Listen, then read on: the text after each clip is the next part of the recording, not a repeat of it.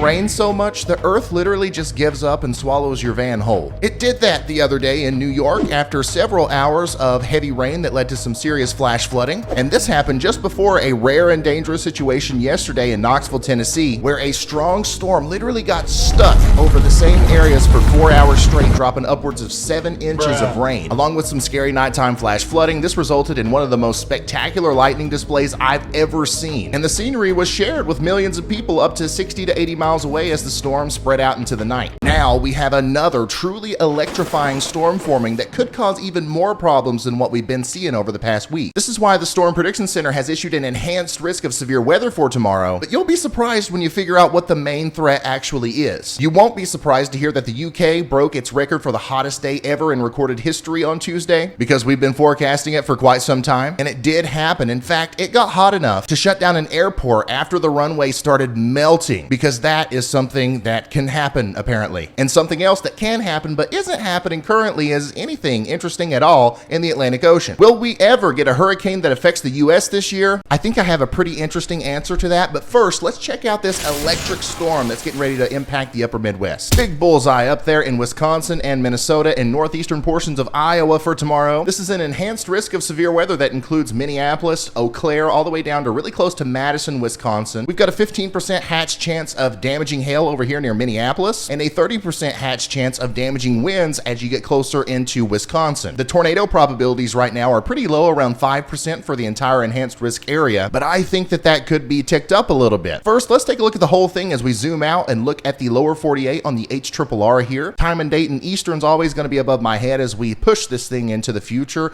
Watch as we get closer to 8 p.m. tonight. We're going to have some strong storms down here in Mississippi and Louisiana. These will mostly be bringing some really strong winds and possibly some flash flooding. We're also going to have some thunder boomers up here in Ontario and Quebec as we go into the overnight period, but for the vast majority of us, we're pretty quiet. We still have that big ridge that's allowing moisture to come up through the Four Corners region, and it kind of rounds off up here, so we have cooler air and warmer air interacting with each other, and of course, that brings us our electric slide. And storms are going to form along that slide and cause all kinds of problems as we go into the future. Here we are at 5 a.m. tomorrow morning. We're going to have some thunderstorms around Chicago, but these will not be very intense. What we're really watching is this system that's forming up here at the top of the electric slide. It's going to slide down and really cause some problems as it gets into Minneapolis. Let's zoom in now. 12 p.m. noon tomorrow, we're going to have a big storm approaching Minneapolis, St. Paul, probably some strong winds, some large hail, and then as these things make it into Wisconsin, they're really going to tap into some warm, moist air here and possibly intensify enough to actually start rotating. Lots of ingredients for tornadoes are in place. As you can see, we've got 70-degree dew points over here in the warm sector of this storm system. We're also going to have 3,600 joules per kilogram of CAPE out there, and if you don't know what CAPE is, imagine it as thunderstorm fuel. This is what storms need to get going, and there's going to be plenty of it out there in front of this storm system as it moves through Wisconsin. You put those two things together, and as long as we've got convection, we've got big storms with hail and wind. But tornadoes require one more thing, and that's nadir juice, baby. We gotta have turning winds with height, and currently it doesn't look like we're gonna have widespread lower level wind shear. Now, don't get me wrong, the later into the evening that we go, especially around 9 p.m. as these storms make it into central and southern Wisconsin,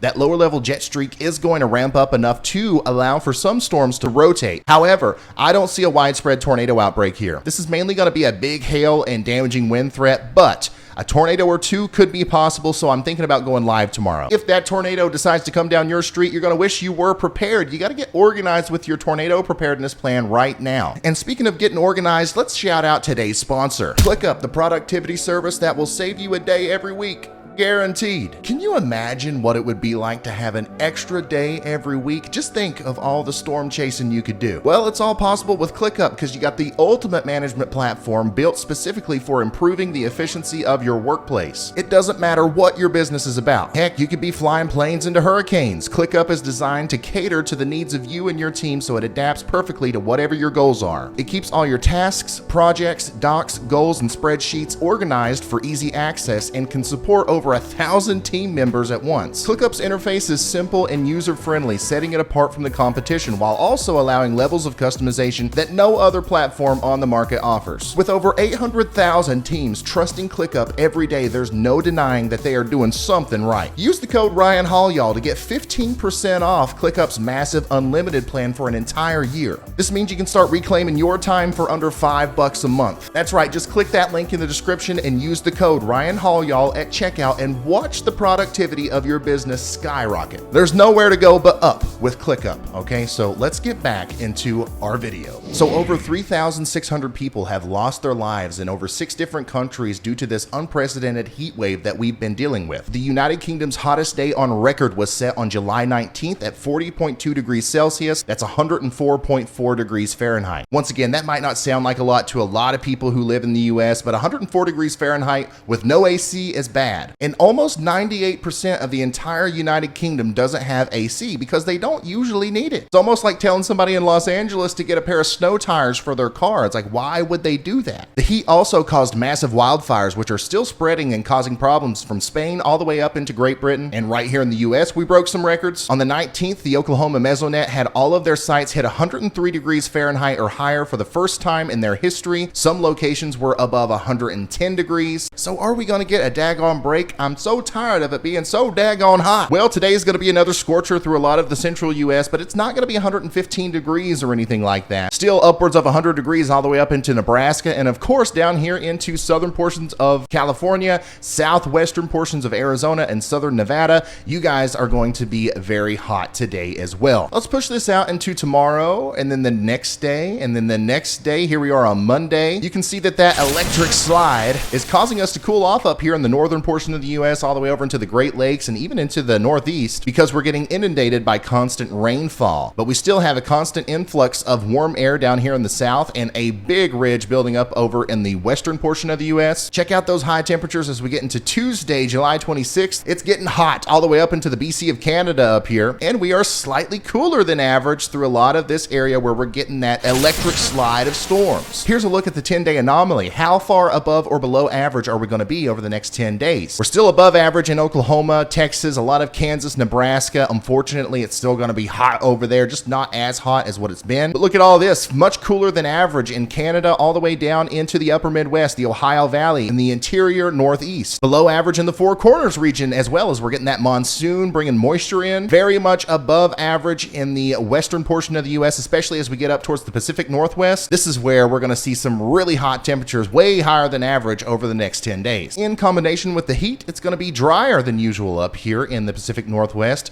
It's going to continue to be dry in the plains. But look, we're starting to get quite a bit of moisture coming into Arizona, New Mexico, Colorado, Utah, and Nevada. This is because monsoon season is really starting to kick up, and this is going to alleviate some of the drought problems, but it's also going to lead to some flash flooding. So you win some, you lose some. But it's going to be much drier than usual in Florida, which is kind of weird to see in August. And actually, a lot of the Gulf of Mexico bordering areas are going to be drier than average. You know what else is dry? The Atlantic Ocean. Well, not really. It's not dry, but it's kind of boring. Nothing's going on out here. Here's a look at the latest GFS, and you can see we've still got a bunch of waves coming off of Africa. We've been talking about this for a while, but they are being suppressed by the dust, and they are continuing to be kind of flung a little bit further south because of the area of high pressure up here. But as of right now, we're not seeing anything. But this shows us the probability of whether or not a storm's likely to form, and as you can see, we're approaching 30 to 40% down there near the Lesser Antilles. Now, the GFS isn't catching on to this just yet, but it's because we're seeing a let up in that dust, and we're starting to see this high pressure let up a little bit.